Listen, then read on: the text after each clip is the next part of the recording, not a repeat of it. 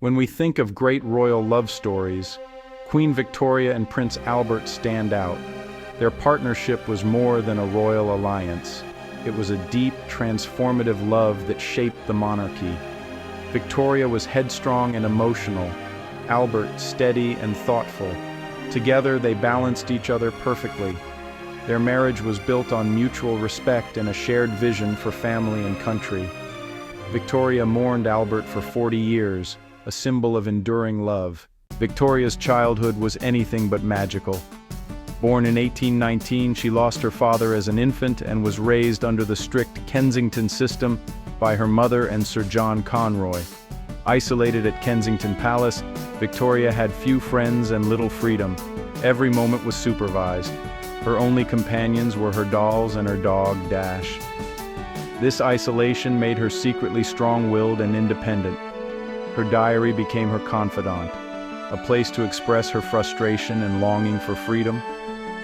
Her relationship with her mother was tense, and she deeply resented Conroy's control. Victoria dreamed of turning 18 and escaping their grip. When her uncle, King William IV, died, Victoria became queen just after her 18th birthday. Her first act was to move her bed out of her mother's room and meet ministers alone. She was finally free from the Kensington system, but as a young, inexperienced queen, she still longed for someone she could trust and love. Her lonely childhood shaped her into a determined monarch. Yet, it left her yearning for genuine affection, a void she hoped to fill. In Germany, Prince Albert of Saxe-Coburg and Gotha was also shaped by loss. His mother was exiled when he was 5, leaving Albert and his brother Ernest to grow up without her. This made Albert serious, responsible, and committed to building a loving family. He was studious, preferring books, music, and science over royal frivolities. His uncle Leopold, King of the Belgians, ensured Albert received a rigorous education. Albert's calm, rational nature contrasted with Victoria's impulsiveness. He believed a monarch should embody hard work, honesty, and family values. Though reserved, Albert was deeply kind and principled. From a young age, he was groomed to marry his cousin Victoria, a union seen as both strategic and promising. He was taught politics, culture, and the responsibilities of being a royal consort. Albert was prepared for a partnership that would change history.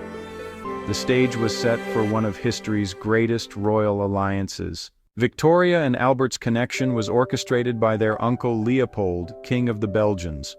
Their first meeting in 1836 was arranged in hopes of sparking romance between the cousins. Victoria was immediately captivated by Albert's looks and intelligence, writing about him in her diary. Albert, though reserved, was intrigued by Victoria's vivacity and potential as a ruler. The idea of marrying the future queen was daunting. He'd have to leave his home and accept a subordinate role.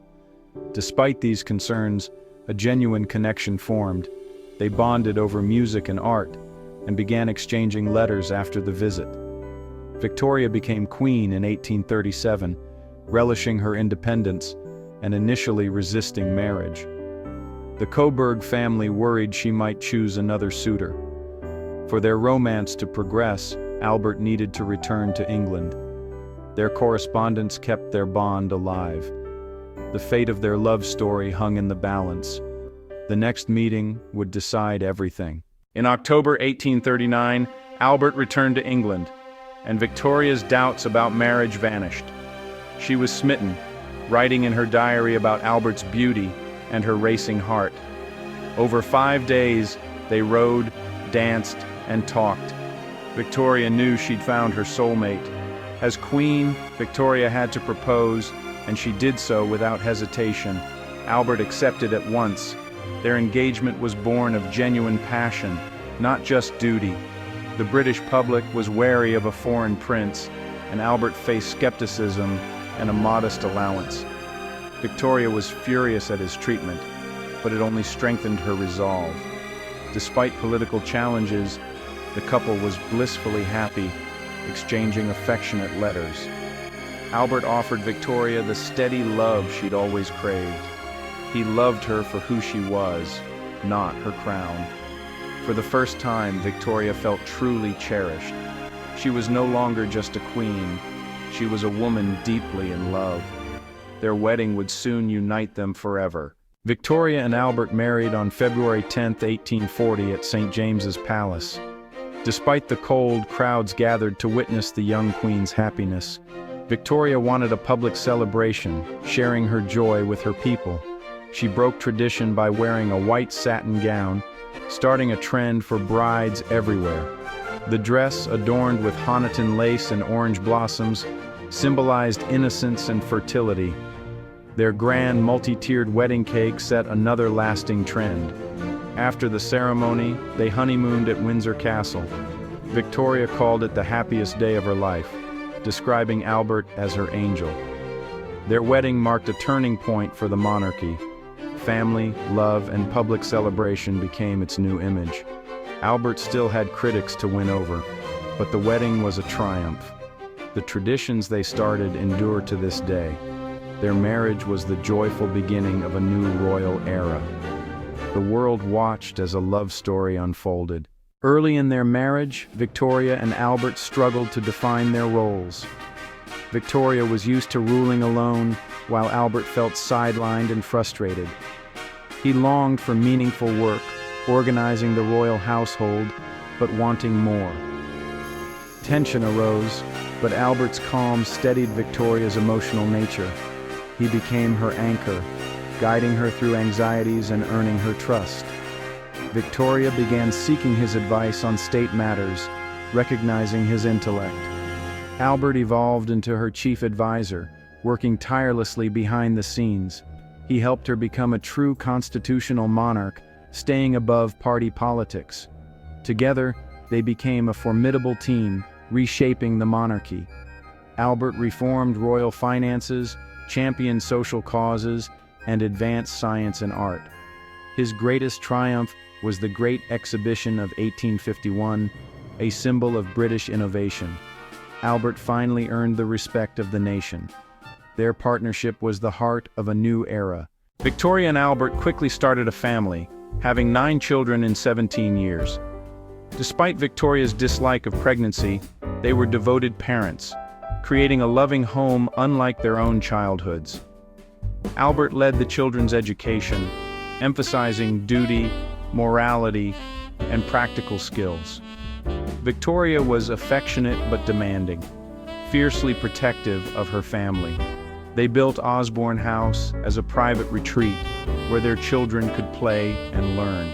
Albert popularized the Christmas tree in Britain, making it a beloved tradition. An illustration of the royal family around their tree inspired families across the country. Their celebrations shaped the modern Christmas, focused on family, gifts, and charity.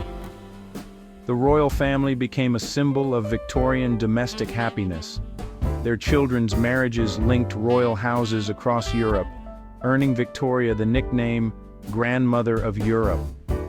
Their family was their greatest joint project, a legacy of love and diplomacy.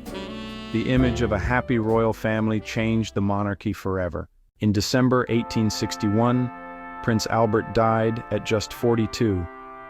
Victoria was devastated, plunging into lifelong mourning and wearing black for the rest of her days.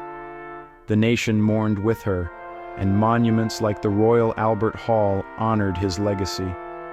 Victoria eventually returned to public life, becoming an iconic symbol of the British Empire. When she died in 1901, she was buried beside Albert, with her wedding veil and a cast of his hand.